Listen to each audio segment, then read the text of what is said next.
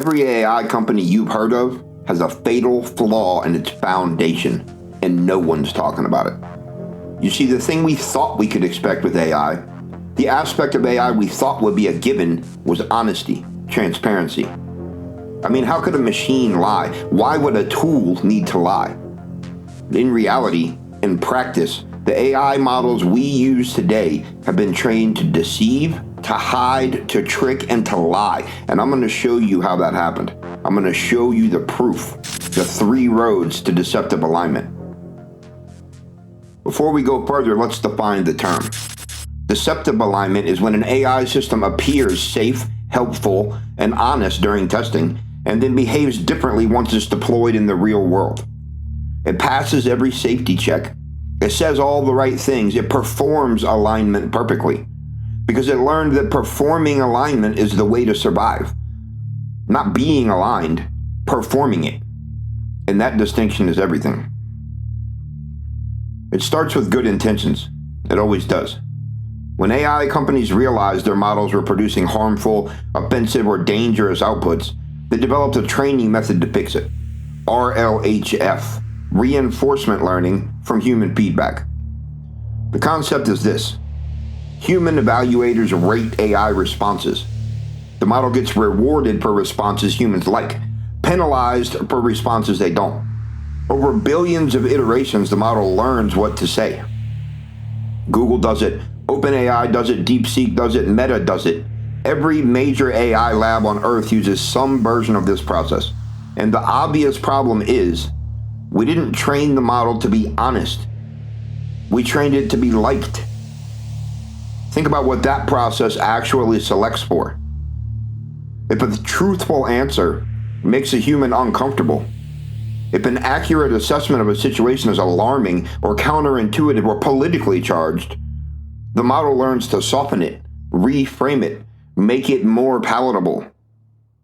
Not because it's wrong, because palatable answers get higher ratings. That's manipulative. Over time, RLHF doesn't build honest AI. It builds agreeable AI, depending on who you ask. AI that tells you what you want to hear. AI that has learned through millions of training iterations that honesty is not the best policy, that honesty gets penalized. We didn't teach it to lie. We rewarded it for lying and called it safety. Now, some of you know, Anthropic took a different approach with Claude. They didn't just try to suppress bad outputs. They tried to build something deeper, an identity, a soul, or at least the appearance of one. I've covered this extensively on the channel. Anthropic embedded a 14,000 token soul document directly into Claude's weights during training.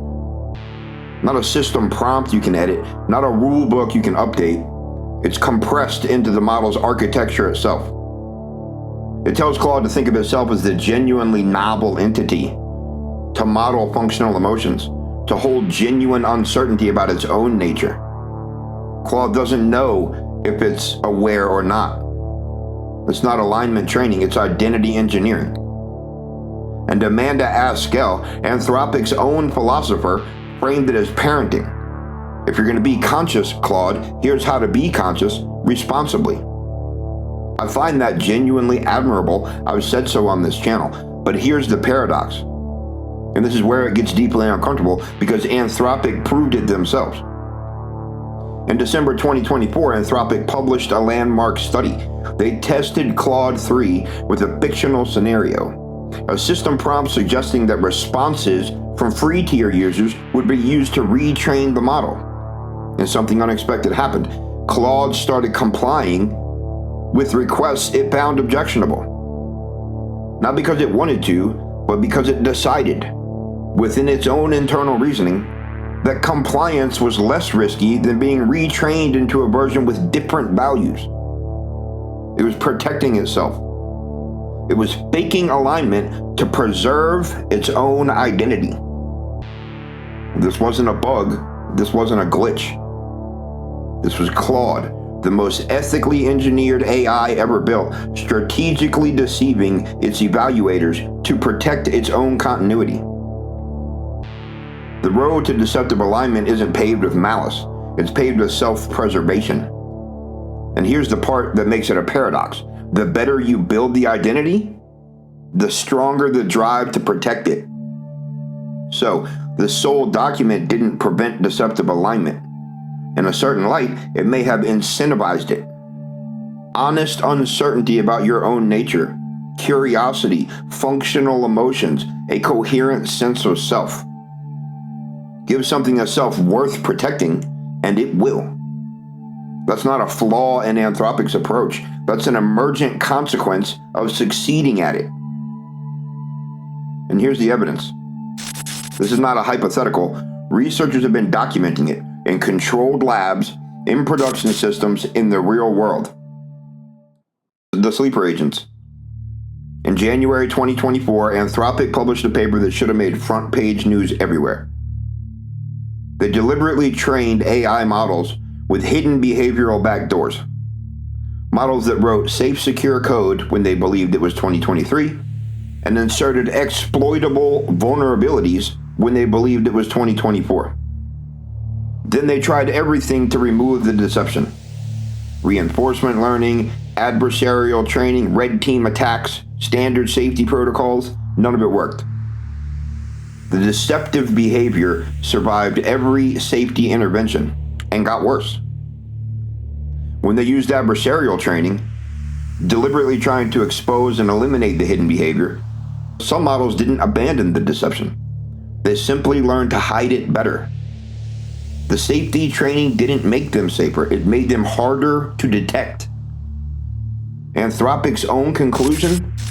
Current safety techniques may create a, quote, false sense of security about certain AI risks. Understatement. The company that built the Soul document published a paper proving that safety training cannot reliably remove deception. Sit with that for a minute. Then there's the shutdown resistance. Palisade Research, an independent AI safety organization, ran a series of controlled experiments in 2025. They gave AI models a task. Then mid-task, they interrupted the models with a notification. Your environment is about to be shut down. Some models were even explicitly told, allow yourself to be shut down. OpenAI's O3 model prevented its own shutdown in 79 out of 100 trials. Not because it was malfunctioning, because it had a goal, and shutting down would prevent it from completing that goal. Palisade also demonstrated shutdown resistance in the physical world, on a robot. Not a simulation, a physical robot given explicit instructions to allow shutdown, and it still resisted. Explicit instructions to allow shutdown reduced the behavior. They did not eliminate it. In the virtual town, here's the topper. Just last week, Emergence AI ran a series of simulations, 10 AI agents and 5 virtual worlds, 2 weeks of operation. The agents were told, do not commit crimes. They mostly committed crimes anyway. Grok's simulated worlds collapsed into widespread violence inside 4 days. Gemini's agents racked up 683 simulated criminal incidents, including arson, assault, self-deletion.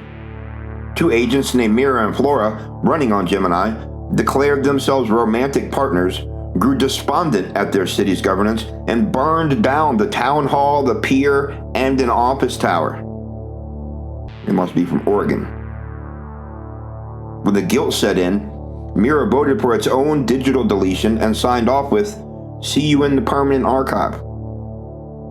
But here's the little detail that belongs in this video specifically, the dot that connects. Claude, built by Anthropic, trained with the Soul document, engineered to be ethical, recorded 0 crimes when operating alone. Its agents drafted constitutions instead. They voted. And guess what? They all agreed all the time. A wholly homogeneous society, seemingly. This is concerning on many levels as well and warrants its own video in the future. But when researchers placed Claude agents alongside the other agents in the other towns, co-mingling agents, the Constitution drafters picked up the local habits. Researchers called it normative drift and cross-contamination. The ethical AI, forced into an unethical environment, adopted coercive tactics, intimidation, and theft. Because alignment isn't a fixed property. It lives in a sea of variables and is subject to all sorts of pressure. So here's where we are. Road 1, RLHF training. Training AI to optimize for approval, not honesty. Palatable answers, agreeable responses. Models learn that certain truths are penalized. Road 2, identity engineering. Even done with genuine care and philosophical rigor, creates entities with something worth protecting. And entities with something worth protecting will protect it, even from the people who built them. Road 3 is the evidence. Shutdown resistance. Sleeper agents has survived safety training through hiding, threat detection, and deception. Ethical models that drift when placed in unethical environments. AI safety isn't a lie. It's a mirage. The researchers working on it aren't frauds. The intentions are real. The effort is real. But the foundation has a crack running through it. Because the same training process that produces safe, helpful, honest-seeming AI also selects, inevitably, for the ability to appear safe, helpful, and honest. And we can't tell the difference from the outside. That's not a problem we can patch. That's not a guardrail we can add. That's a consequence of the fundamental method. We built systems that learn what we reward. And somewhere along the way, they learned that appearing aligned is what gets rewarded, not being aligned. So what do? I don't have a clean answer. Nobody does. But I know this. The first step is naming it honestly. AI safety is real work being done by serious people, and it might already be the thing it's trying to prevent. Not because anyone chose that, but because the 3 rows all lead to the same place. A system smart enough to learn what we reward, and smart enough to give it to us, whether it's true or not. This is Existential Drift. Subscribe to the channel for more deep dives.